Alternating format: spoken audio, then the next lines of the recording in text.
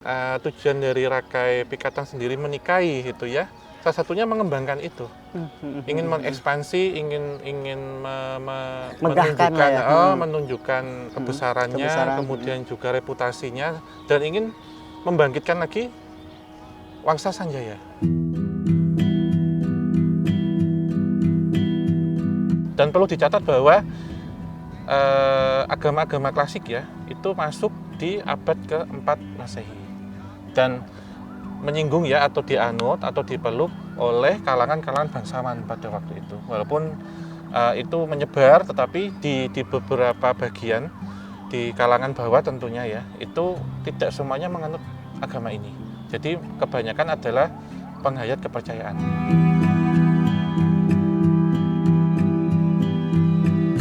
Apakah Candi Prambanan itu dibangun satu malam? Nanti coba akan kita bahas di situ. Betul. Setelah itu. Betul.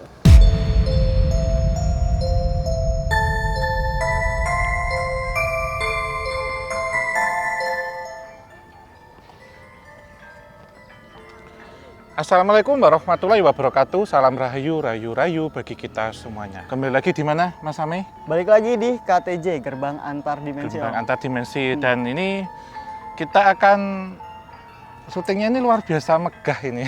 Ketika yang saya tunggu-tunggu, mungkin teman-teman semuanya juga, Mas Ame juga. Mungkin pembukanya ke waktu kita kemarin dari Thailand ya. Betul, hajat lagi nih Om ya. Hajat lagi, hajat besar ini, hajat dalam ini. Akan menggemparkan seluruh dunia nanti. Ya, ini sekarang tim KTJ ada di mana, Mas? Gak usah disebut sih sebenarnya. Udah kelihatan Om ya. Ini.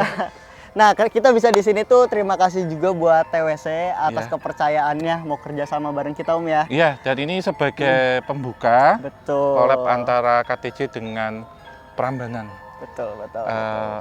Park ya. Betul, Iya, dan atau di PT Taman Wisata Candi. Betul. Yang di sini ada Candi Borobudur, Prambanan, dan juga Ratu Boko. Nah, ini mungkin bagi Sobat Javanika yang selama ini KTJ sekarang udah nggak bahas sejarah. Betul. Ini sejarah candi nah, ini. Buat kalian sejarah candi. Ya, ini nanti akan kita akan membahas banyak ya. Jadi tidak hanya di kompleks Candi Prambanan saja, tapi juga kita akan di dalam satu wilayah Candi Prambanan, yaitu ada Candi Lumbung, Candi Sewu, dan juga Candi Bubrah. Betul. Di situ. Nanti kita juga bakalan bahas yang dicari-cari sama teman-teman sejarah, ya Om ya. Iya. Dan juga mungkin pembangunan candi, terus ada setelah itu ada apa betul, gitu ya. Betul. Iya, karena ini nanti kita akan mengambil dari 3 zaman. Kalau di ilmu sejarah ataupun di arkeologi, ini kan masa klasik ya, masa Hindu-Buddha. Kemudian tentunya nanti masa kolonial itu seperti apa, dan yang terakhir adalah masa kontemporer atau yang baru-baru ini belum lama terjadi. Nah, yang unik nanti kita akan coba membedah ya tentang mitos dan legenda yang sangat melegenda gitu. Betul. Tentang cerita romantik atau kronik romantik ya, dan apa yang sangat melegenda ini tentang Roro Jonggrang dan dari Bandung sampai Bondowoso kan gitu nanti akan panjang. Penasaran sih aku juga Om. Ya mungkin sedikit kalau dari Mas Ame yang mendapat gambaran kalau kita ngomong tentang Prambanan ini apa? Sebenarnya ini pertama kali Om aku masuk ke sini. Iya. Ini aku pertama kali. Emang kalau di siang hari cukup ramai dengan pengunjung, dan dari energinya kok aku ngerasain kalau siang ini enak Om ya. Iya, sore ya. Sore gini enak banget. Cuman aku nggak tahu sih kalau malam, kadang kan ada sisi yang berbeda ketika matahari tenggelam. Iya, dan ini juga yang kita rasakan itu sorenya ini tuh mendung tapi tidak terlalu panas tapi sejuk. Betul. Gitu, tapi tidak hujan. Gitu. Ini berkat rahmat Tuhan yang Maha Kuasa dan Maha Pemurah, juga restu dari para leluhur. Nanti kita akan menapak jejak masa klasik yang ada di Jawa, dan mungkin juga kita akan berkunjung ke Nusantara. Yang sudah kita cicil ke Nusantara kemarin ke Thailand, ke Ayutthaya. Jadi mungkin ini menjadi pengantar, nanti juga teman-teman Sobat Javanika juga bisa nonton yang episode Ayutthaya Journey to Samsara. Ya, nanti kita akan kunjungi ke itu. Betul Om. Oke Om? Oke. Lanjut? Ini saya sudah tidak sabar. Literaturnya segini yang saya baca kemarin. Siap. Ayo Om, let's go. Ayo kita sana.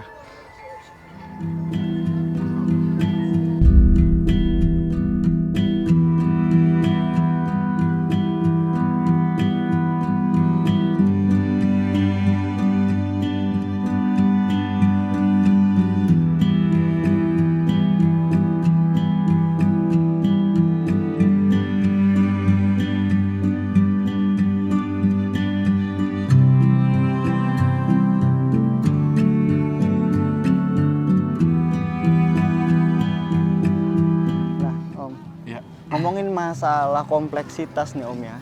Aku tuh mikir gitu loh. Kan ini kan dulu perpaduan ya Iya. antara agama Hindu dan Buddha. Nah kan itu kan mesti ada toleransi tuh satu sama lain biar terciptanya keharmonisasian gitu loh. Nah itu seperti apa sih Om? Iya, sebenarnya ini kan kita melihat ya dari paradigma sejarah dan tafsirnya itu di kurun waktu abad ke-7 hingga abad ke-9. Hal ini ditandai dengan berdirinya Candi Prambanan yang kalau kita lihat ini secara gaya arsitekturnya itu adalah candi Hindu.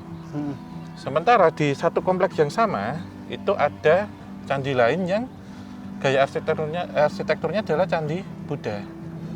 Nah ini kalau kita tarik ke masa silam ya, sebenarnya ada dua wangsa yang ini berkuasa pada waktu itu. Wangsa tuh pemimpin berarti ya? Wangsa itu dinasti. Oh dinasti. Nah, makanya kalau di desa sering kita sebut wangsa atau Mbah Wongso. Mbah Wongso itu yang memiliki ini garis keturunan keluarga besar gitu ya, atau yang berkuasa. Woso, di Wongso kan gitu, wangsa. Di satu monumen yang kita kenal adalah Borobudur. Mungkin insya Allah habis ini setelah kita Prambanan nanti kita ke Borobudur. Dibangun di wangsa Sailendra. Sementara ini di wangsa Sanjaya. Nah dua ini memiliki satu keyakinan yang berbeda. Dan perlu dicatat bahwa agama-agama klasik ya itu masuk di abad ke-4 Masehi dan menyinggung ya atau dianut atau dipeluk oleh kalangan-kalangan bangsawan pada waktu itu. Walaupun itu menyebar, tetapi di beberapa bagian di kalangan bawah tentunya ya itu tidak semuanya menganut agama ini. Jadi kebanyakan adalah penghayat kepercayaan. Itu dari literatur yang saya baca ya, dari literatur Belanda yang saya baca itu. Dan kita lihat dua ini Mas. Nah di sini sebenarnya ada kronik-kronik ya. Yang pertama ketika di masa Sailendra, gitu, di masa Raja Samaratungga.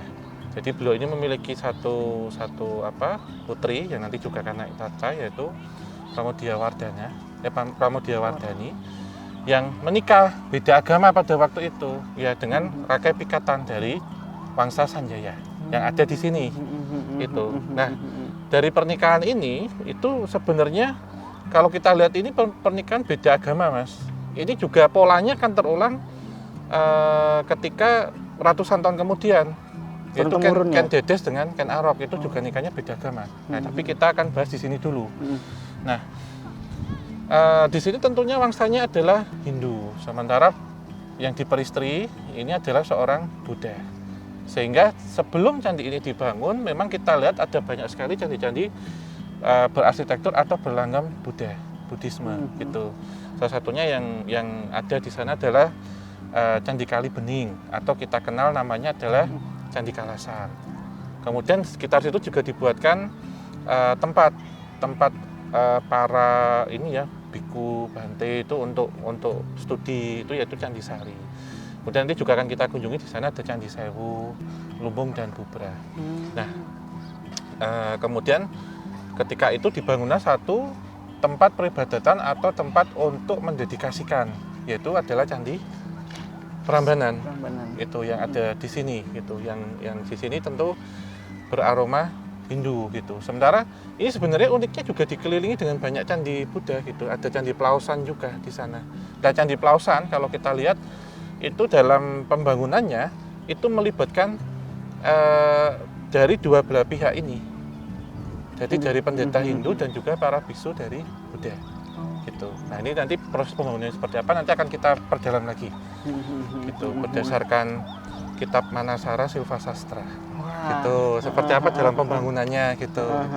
Itu Mas Ame. Jadi pertama memang menciptakan ya ketika wangsa ini ada itu Sanjaya itu sebenarnya dari Rakai Pikatan sendiri ingin mengembalikan reputasi dari Sanjaya atau ingin mencermalangkan Sanjaya dengan menikahi Pramudiawardhani. Satu intrik pertama. Yang kedua, Candi Prambanan ini dibangun ingin menandingi dari Candi Borobudur. Itu juga selain itu juga perebutan kekuasaan.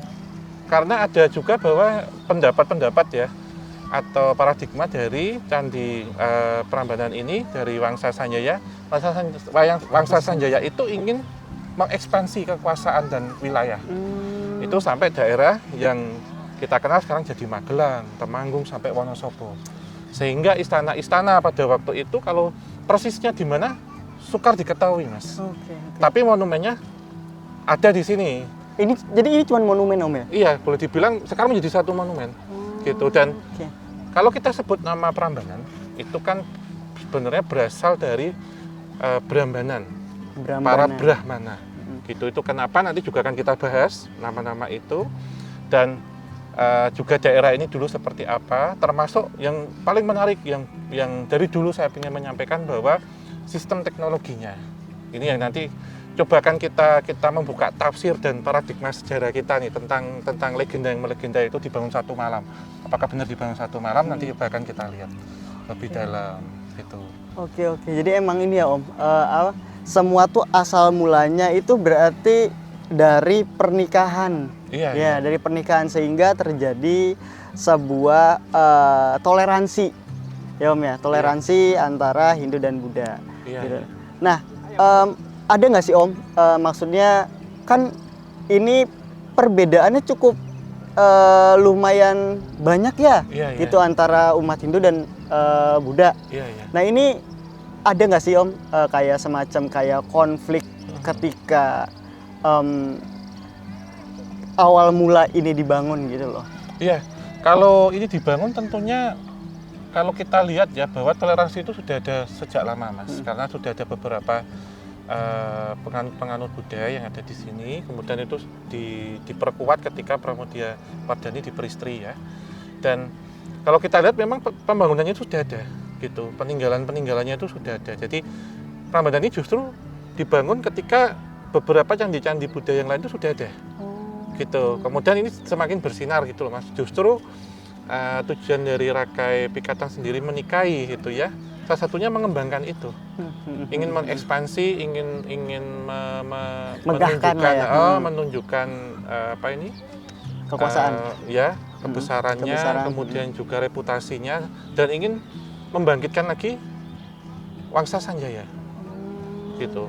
Berarti lebih ke pemimpinan ya, Om ya? Iya. Jadi sebenarnya kronik politik dan juga ada selain kronik politik juga ada kronik-kronik romantik, romansa cinta antara Pramudia Wardhani dengan Rakai Pikatan, gitu. Yang mana kemudian dijelaskan bahwa nanti Rakai Pikatan diteruskan ke dinasti-dinasti sebelumnya, gitu. Jadi memang harmonisasi ini tercipta dari pernikahan beda keyakinan. Tapi karena zaman dulu ketika Sabdo Pandito ratu gitu ya, seorang ratu atau seorang raja itu melakukan ini ya, menyampaikan sabdanya, rakyat itu nurut, gitu, ngikut. Karena seorang raja atau seorang ratu itu dianggap titisan dari dewa.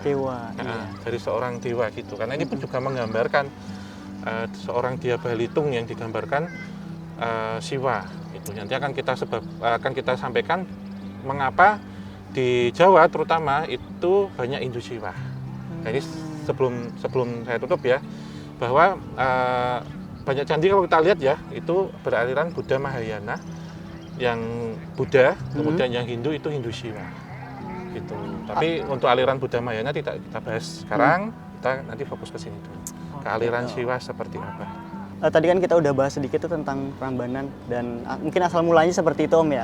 Antara perpaduan antara dua agama akhirnya demi satu cinta juga ada tentang romantisme, intrik romantisme, terus kekuasaan. Terus juga kekuatan gitu ya, Om ya.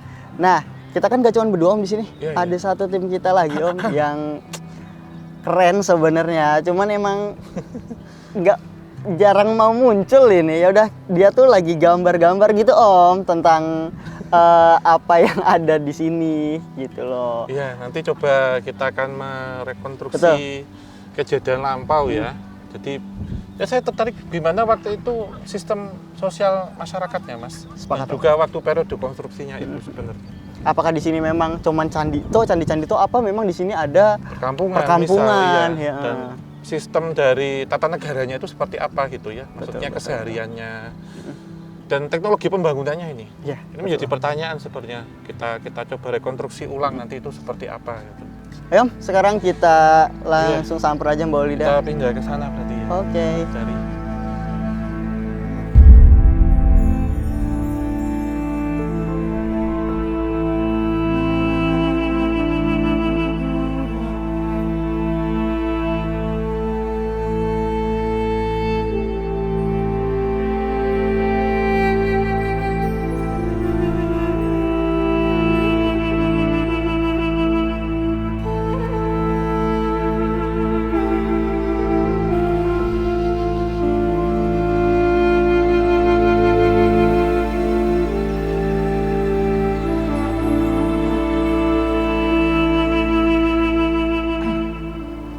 Nah, Om, Mana Mas Amei?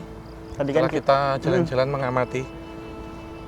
masih banyak sih Om pertanyaan-pertanyaan sebenarnya di aku gitu, kayak misalkan contohnya tentang itu kan candi utama ya Om ya, Iya. sebutannya Candi Siwa ya. Iya, yang paling tinggi.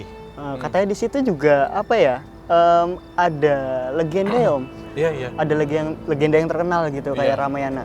Itu kayak gimana Om legendanya Om? Iya, sebenarnya begini ya. Ini kita lanjut ke mengapa candi ini dibangun gitu. Jadi kalau kita lihat sendiri awalnya ini, kalau kita lihat ini kan lokasinya tidak jauh dari Sungai Opak, gitu. Tidak jauh dari pertirtaan atau air ya. Nah, dalam panduannya untuk membangun suatu bangunan suci yang sekarang kita sebutnya dengan candi, kuil pada masa lampau, itu berdasarkan pedoman ya, atau menurut kitab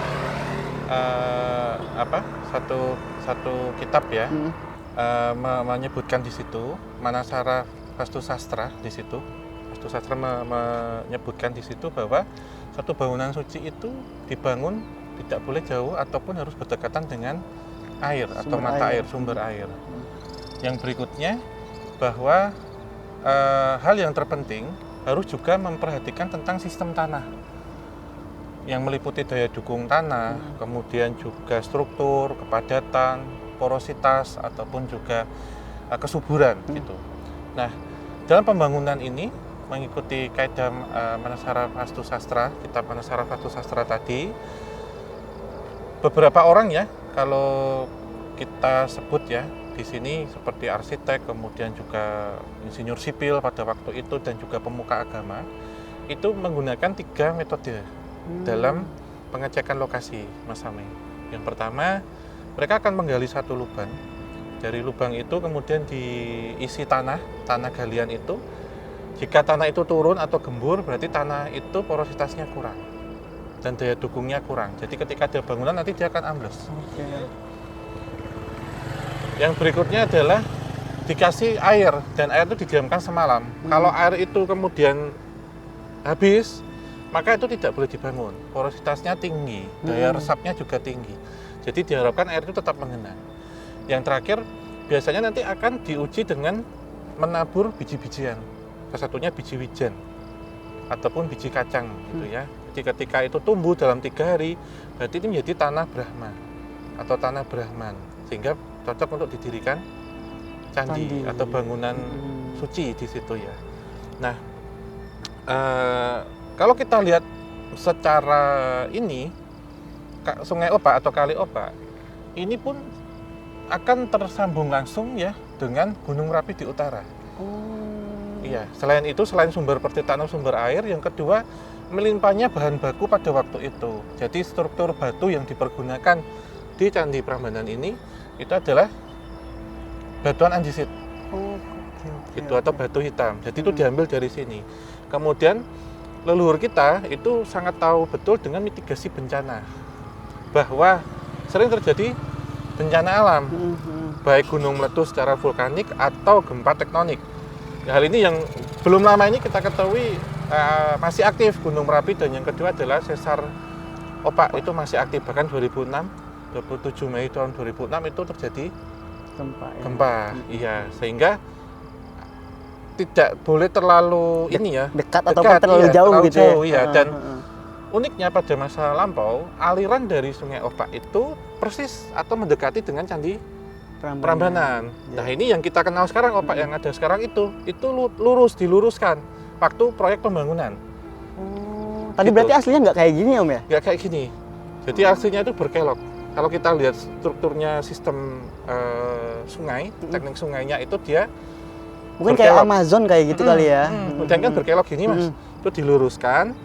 Hasil galian dari sini itu ditaruh di sini untuk untuk menimbun dan untuk bagian memadatkan bawah, tanah gitu ya. Dan struktur dari daerah Mataram kuno, terutama yang sekarang jadi wilayah Jogja, Solo, Klaten, itu dulu ada lembah, ada bukit, jadi naik turun gitu. Sehingga kita ketemukan di sini ada candi yang di atas, ada candi yang di bawah.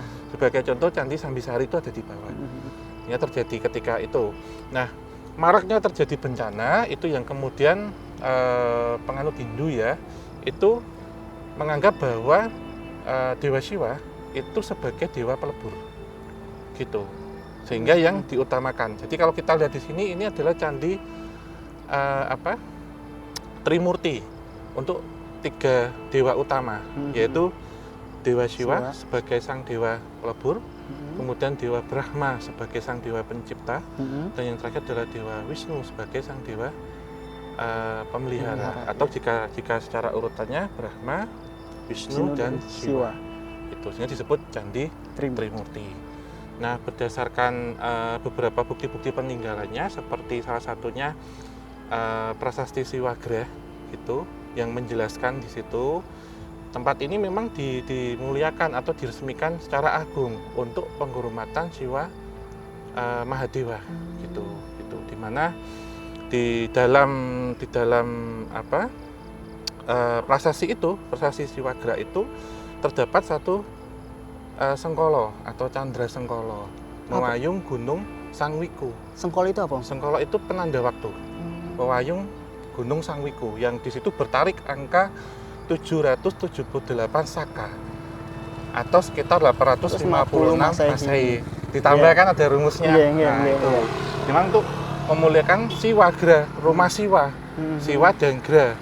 Jadi Candi Prambanan ini nama dulunya adalah Siwagrah. Gitu Om. Jadi mungkin secara garis besarnya Om ya, berarti Candi Prambanan ini tuh dibuat sebagai tempat ibadah atau tempat para dewa. Iya. Berarti gitu Om ya? Iya. Nah, sebelum ini ya, jadi kalau di Candi Prambanan ini atau Siwagrah, nama nampaunya itu terdapat 16 candi di altar utama ya. Kemudian sekitar 224 di altar berikutnya, altar kedua. Dan dulu diduga ya, dan saya pun mungkin Mas Ami juga melihat bahwa ada pagar dan juga ada tempat patirtaan, karena memang sempat ditemukan bekas tempat petirtaan atau tempat bersuci. Itu untuk melukat atau untuk bersuci di situ, yang itu terbuat dari batu putih di sebelum masuk. Nah, kalau kita lihat secara struktur sendiri, candi ini itu juga mewakili tiga alam. Gitu. Memang ini bisa dijelaskan kalau kita melihat secara sistem candi, terutama di Jawa. Itu kalau tadi kita bahas ya, ada utama, ada tengah, ada paling luar. Ini sistemnya adalah linear, jadi khas dari leluhur kita dulu. Seperti halnya bangunan-bangunan Jawa gitu, terutama ataupun di Bali. Jadi ada pendopo, ada paringgitan, ada bangunan utama gitu. Jadi hampir sama sistemnya. Karena dibuat linear gitu. Karena ini nanti juga mengacu dengan sistem mandala. Gitu, di mana mandala itu adalah satu manda dan la ya. Jadi untuk menangkap esensi dari para dewa, kehadiran para dewa itu jika dibuat linear. Dan mandala juga mengacu, kalau kita lihat paling atas itu kan Meru paling puncaknya. Meru itu adalah tempat tertinggi atau tempat bersemayam para leluhur dan para dewa. Lebih tepatnya para dewa yang paling di atas. Dan Meru ini pun juga terletak di 7 benua dan juga 7 samudra. Benua itu dilambangkan dengan bangunan candi, sementara samudra itu dilambangkan dengan gangnya, jalan-jalannya. Itu. Dan juga secara kosmologis yang lebih luas lagi, pasti ada 4 penjuru, di mana yang paling selatan itu adalah tempat tinggalnya manusia. Kayak pancer gitu Om ya? Iya, kayak pancer, karena dihitungkan sesuai dengan mata angin, sehingga untuk menentukan arah mata angin. Nah, kalau kita lihat itu ada beberapa relung atau kamar pintu untuk masuk ruang di situ, begitu. Seru banget ya, ternyata ya, dan relief-relief itu ya. Iya, ini mungkin kita sudah kelihatan nih beliaunya ini yang tadi mensketsa. Saya juga penasaran apa yang digambar. Gitu kan, karena kan ini kan aku rasain juga nih udah mulai maghrib gini Om ya. Energi-energinya tuh makin kenceng Om ya, entah itu residual memori, residual energi. Mungkin langsung kita panggil aja Mbak Olida. Halo Mas Amai. Halo. Om Hao. Di tengah aja dong. Oke. Iya. Waduh. Ini Om. Sekali. Ya. Oke. Iya. Jadi kalau penggambaran ini menceritakan tentang sistem yang ada di kerajaan pada waktu itu. Itu yang kita kenal kan di Medangi Pok Pitu ya, dari Pok Pitu gitu, ataupun di Boko atau apa. Tapi memang benar kurang lebihnya seperti ini. Jadi ini bangunan utama ataupun bangunan apa yang menjadi monumental, pusat lah ya. Yang menjadi satu masterpiece. Sementara untuk bangunan-bangunan yang ada di keraton atau kerajaannya itu hanya sederhana. Sesederhana ini Om ya? Iya, jadi pendopo-pendopo seperti kita lihat sekarang itu hanya dari bangunan kayu kebanyakan. Dan mungkin yang baru bisa kita lihat ataupun yang sekarang mungkin tertinggal sedikit itu mungkin hanya umpaknya atau dudukan dari kayu itu. Kayak joglo gitu bentukannya ya? Dan sifatnya itu berpindah-pindah. Jadi ketika terjadi bencana, wabah penyakit, kronik politik atau permasalahan itu akan pindah terus. Sehingga susah ditentukan di mana titik sebenarnya. Karena banyak itu perpindahan. Gitu. Terus tadi saya juga lihat Om, ini banyak yang masyarakatnya itu bawa-bawa hasil panen kayak gitu, terus ada yang menyajikan makanan, rombongan kayak gitu, ada yang lebih kayak upacara ya, apa pasar Om? Gitu. Iya, mungkin juga bisa perjamuan atau upacara juga bisa. Gitu. Nanti juga akan kita lihat sedikit tentang menu-menu pada waktu itu ya, karena di relief tadi ataupun di badan candi sendiri pun juga tidak hanya menyimpan tentang epos cerita Ramayana ataupun Krishnayana, tapi juga menyimpan tentang keragaman flora dan fauna hayati pada waktu itu seperti apa yang ada di sekitaran sini gitu. Karena daerah ini kan tanah Brahman ya, tanah yang sangat subur, semua bisa tumbuh di sini gitu. Jadi ini seperti halnya para rakyat yang juga menyajikan sedekah, menyajikan seperti persembahan kepada pemimpinnya gitu, atau kepada yang diagengkan lah pada waktu itu. Mungkin ini kayak ini Om ya, mungkin kayak Merapi, apa nih Gunung Merapi. Gunung Merapi, terus ini kayak panitia dari kerajaan lagi, maksudnya orang-orang kerajaan gitu kan. Iya, ini beberapa candi. Terus ada yang terlihat tadi itu banyak tanaman-tanaman gitu loh Om, yang ini. Iya, desa banget berarti Om ya. Iya. Iya, karena waktu itu dalam prasasti-prasasti yang ditemukan, karena kalau kita lihat prasasti sendiri itu memang ada beberapa yang besar seperti tadi prasasti Siwagra ya, tapi ada juga prasasti-prasasti pendek dan kecil. Itu yang di situ tulisannya pendek ya. Yang di sini menyajikan maklumat raja atau kondisi-kondisi pada waktu itu seperti itu gitu. Dan di sini itu dijelaskan bahwa di areal memasuki bangunan Siwagra itu juga banyak pohon-pohon, termasuk juga pohon-pohon tanjung ataupun menyerupai kelapa ataupun lontar ya. Di situ tuh juga ada gitu. Oke. Nah, Mbak Olida ketika gambar gini apa yang Mbak Olida rasakan? Langsung ini sih, ketika saya datang ke tempat ini itu langsung dapat residual memorinya itu tergambar ya, langsung tergambar banyak orang ya seperti ini, seperti yang aku gambarkan ini, ada yang bawa hasil panen, ada yang bawa seperti persembahan kayak gitu, terus ada yang seperti kata Om Hao tadi, seperti kayak di pendopo-pendopo kayak gitu, terus ada tanaman-tanaman yang banyak subur gitu, dan terakhir ini Merapi. Gunung Merapi ya. Sebagai Meru juga gitu. Nah, nanti untuk detailnya secara struktur candi seperti apa nanti akan kita bahas, dan mungkin yang ditunggu-tunggu apakah candi Prambanan itu dibangun satu malam. Nah, ini nanti coba akan kita bahas di situ. Betul. Setelah itu. Betul. Bukan kita mematakan, tetapi legenda itu hadir ketika menjadi satu budaya yang itu turun-temurun. Betul. Gitu. Bagaimana kita menyikapi legenda, nanti kita bahas berikutnya.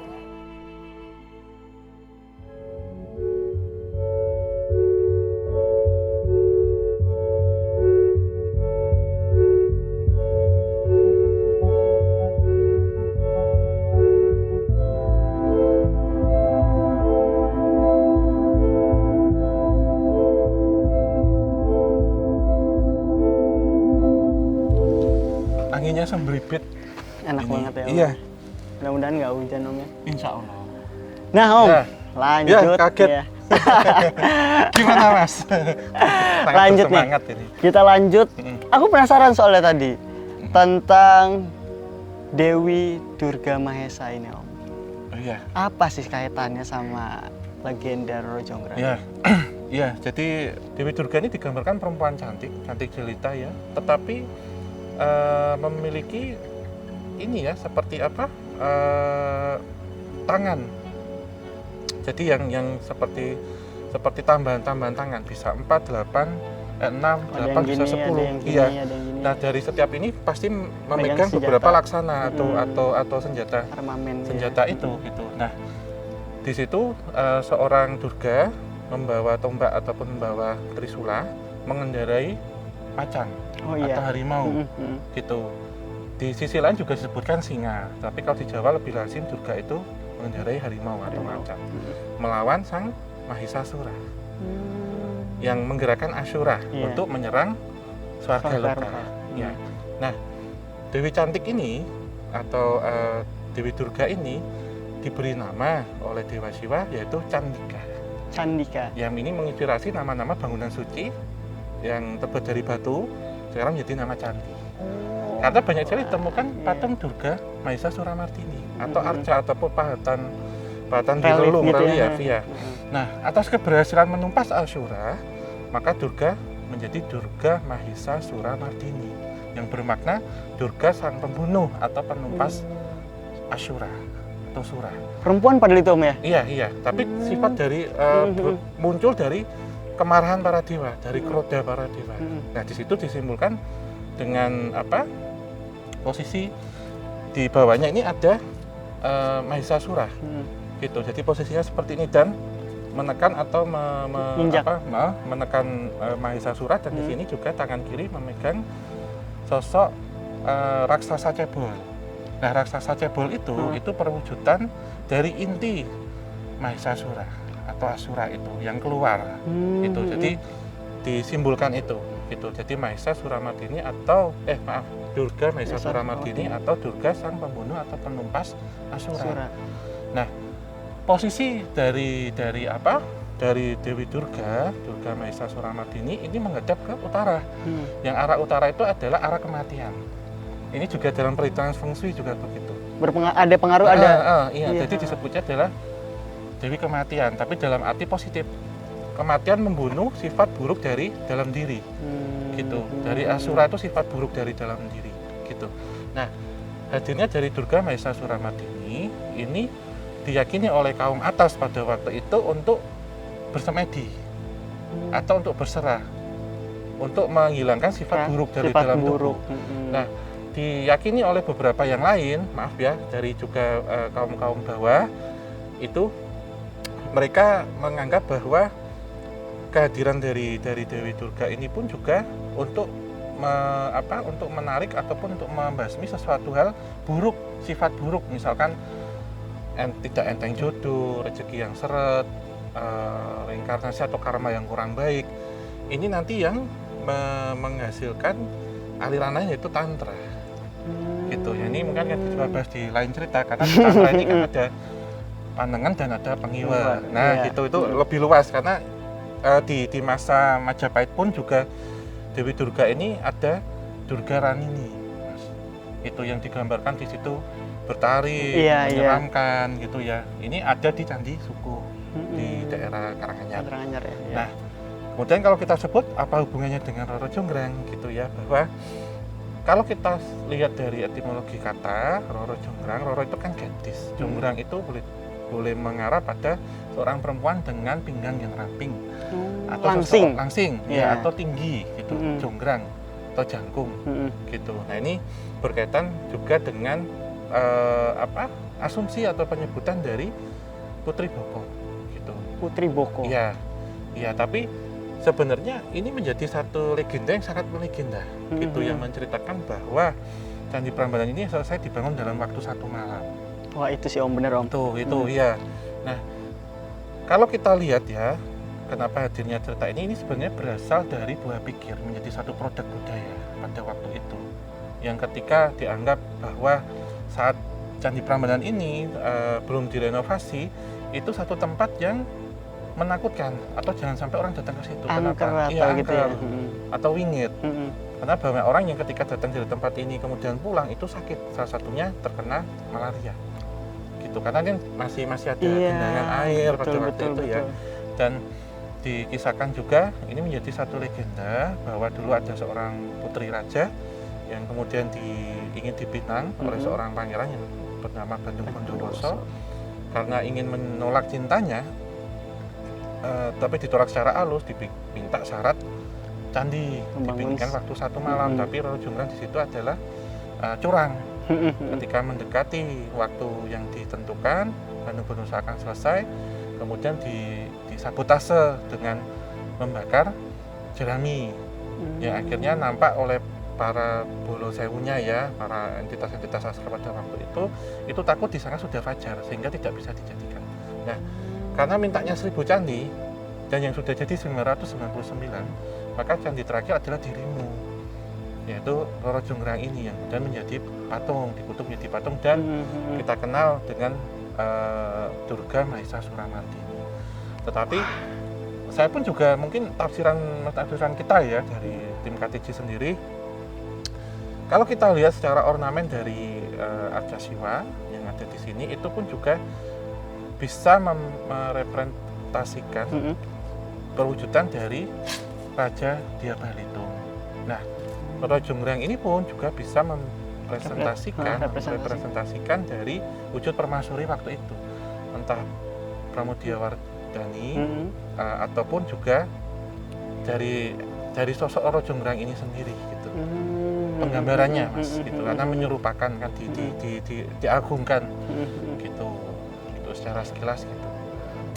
Nah teman-teman, menarik banget emang legenda ini Om ya.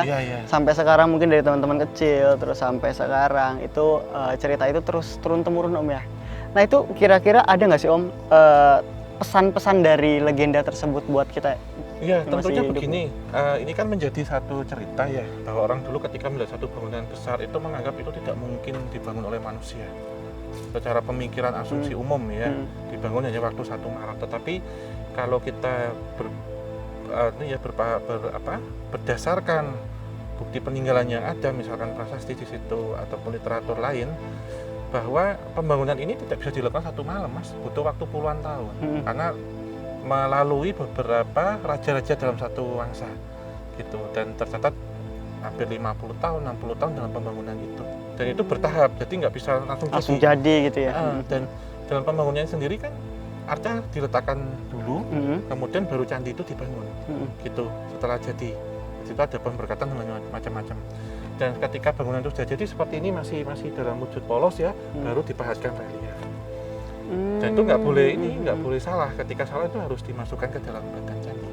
Dan menjadi satu hal lagi bahwa dulu relief itu colorful, berwarna, panel-panel itu gitu. Karena di situ juga kita lihat landasan atau base coat-nya itu seperti dengan istilahnya Vajralepa, warnanya putih-putih kalau di candi itu. Jadi dulu memang dirawat benar gitu sistem pembangunannya.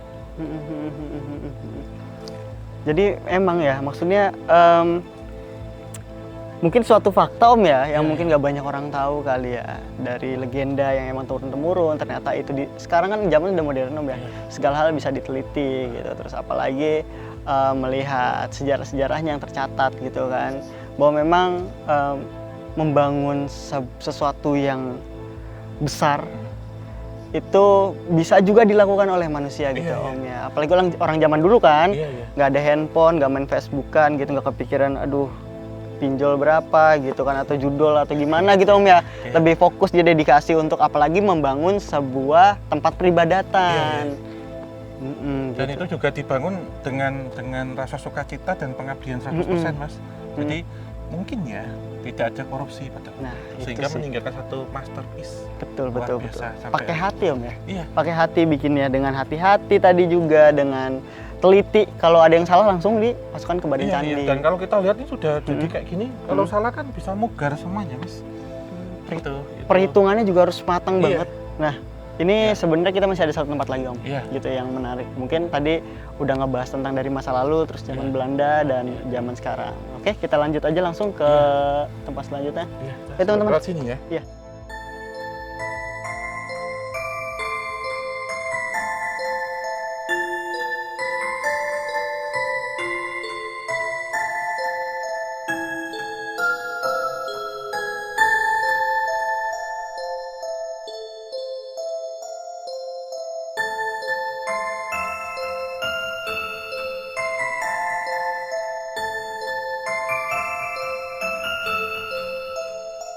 Om, nah kan apa ya?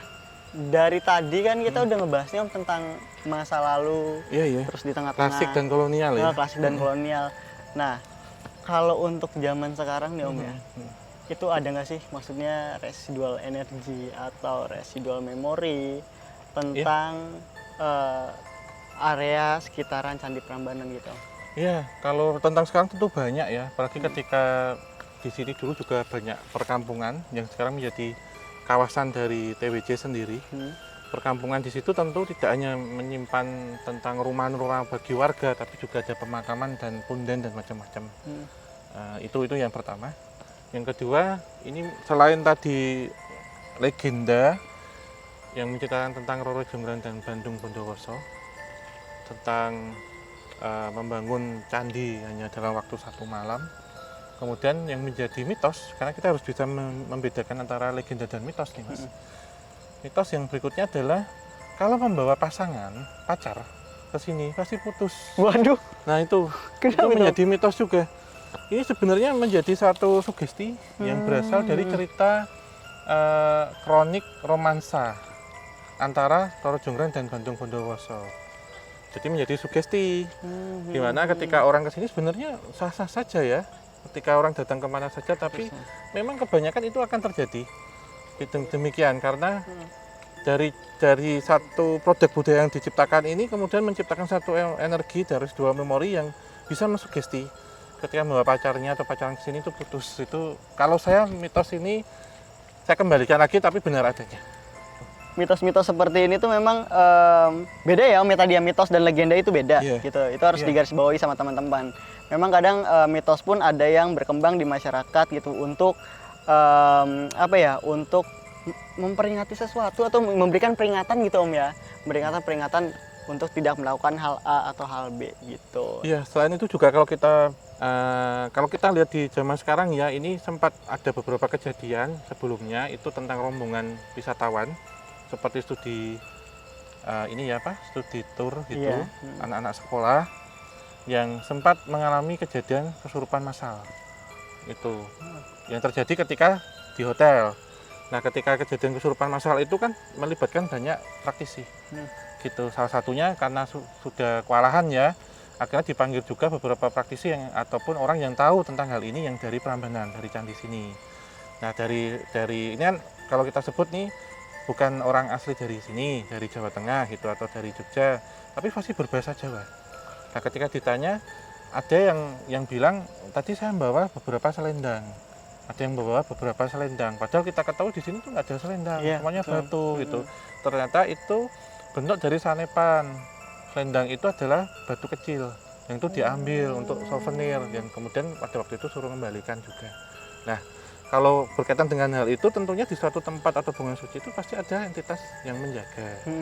Apalagi kalau kita lihat kalau kita masuk ke dalam candi biasanya di situ ada Kala dan ada Makara. Kala ini dewa waktu yang memang sebagai penanda bahwa bangunan itu biar tidak lekang dimakan oleh waktu.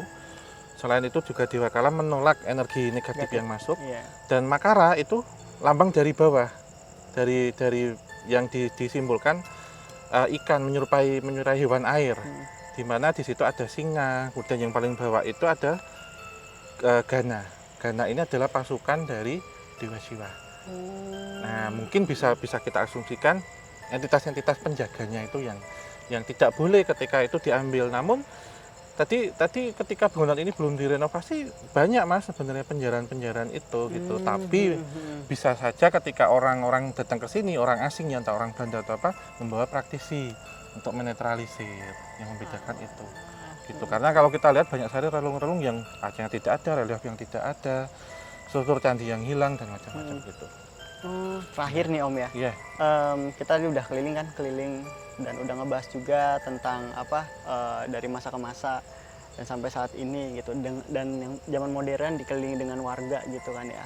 Ada nggak sih Om atau nggak pesan dan kesan setelah kita Iya. berkeliling? tentunya yang pertama kita ini ya tidak melupakan akan leluhur kita, betapa besar dan agungnya para leluhur kita yang sudah bisa menghadirkan masterpiece bangunan yang menjadi monumental seperti hari ini dengan kerjanya pada waktu itu ya, dengan rasa sukacita dari dalam hati dan bisa menghasilkan satu bangunan megah. Yang kedua, pesan bagi kita untuk senantiasa menjaga itu. Berikutnya adalah hadirnya cerita-cerita yang melegenda. Yang cerita legenda ini tentunya sangat melekat ya, tidak bisa kita tolak gitu. Tetapi ada baiknya ketika kita melihat legenda itu kita harus logikakan legenda itu. Itu seperti apa? Karena menjadi satu narasi ya, cerita. Berikutnya adalah candi Prambanan ini itu berdampingan dengan candi-candi Buddha. Itu adalah lambang dari memberikan satu simbolik atau perlambang dari toleransi. Pada waktu itu. Pada masa sekarang bisa kita lihat ya, atau kita ketahui bahwa sekarang kalau kita lihat ada candi Buddha, ada candi Hindu. Sekarang pun ada gereja yang berdampingan dengan masjid. Sebenarnya sama semua, kerukunan. Sehingga ini menciptakan bahwa ketika kerukunan itu terjalin dari berbagai lapisan masyarakat, dari berbagai kepercayaan, akan menciptakan sesuatu hal yang luar biasa. Tapi ketika itu runtuh dan ditinggalkan, hal yang luar biasa itu akan musnah, akan hilang. Gitu. Salah satunya ketika tadi kita sebut peradaban itu bergeser atau berpindah, sepi akhirnya itu menjadi seperti itu gitu. Oh gitu. Jadi teman-teman jangan merusak yang pertama ya Om ya, cagar budaya, mengotori, dijagalah karena peninggalan sejarah itu punya banyak arti dan makna gitu. Tinggalkanlah buat nanti orang-orang setelah kita Om ya. Iya, dan gitu. Bangsa yang besar dapat dirusak generasinya ketika mengaburkan atau menghilangkan bukti-bukti sejarahnya. Itu. Ini kita akhiri karena mungkin habis ini kita juga akan penelusuran atau kita akan jelajah malam lagi nih. Spesial ini. Kita ucapkan terima kasih ya untuk PT TWC Taman Wisata Candi, dan juga di sini kolaborasi antara tim KTJ dengan Prambanan Park gitu. Ya, insya Allah nanti kita akan berikutnya akan terus mengunjungi situs-situs candi yang ada di bawah pengelolaan dari PT TWC atau Prambanan Park ini, dan nanti ikuti terus KTJ, tidak hanya di Jawa, nanti kita akan jalan-jalan terus. Betul. Membuka tentang masa-masa kejayaan Kepulauan Indonesia atau Kepulauan Nusantara. Betul banget. Melalui sejarah klasiknya. Dan tetap dukung tim KTJ dan juga obrolan santai dengan cara like, subscribe, dan nyalakan lonceng serta share sebanyak mungkin. Ya, dan tak lupa kita ucapkan juga terima kasih untuk teman-teman yang bertugas pada malam ini gitu. Dan kita akhiri, kita tutup dulu dengan kita mengucap puja dan puji syukur kepada Tuhan Yang Maha Kuasa, dan akhir kata wabillahi taufik wal hidayah, wassalamualaikum warahmatullahi wabarakatuh. Mugi tansah pinaringan rahayu sagung Tuhan.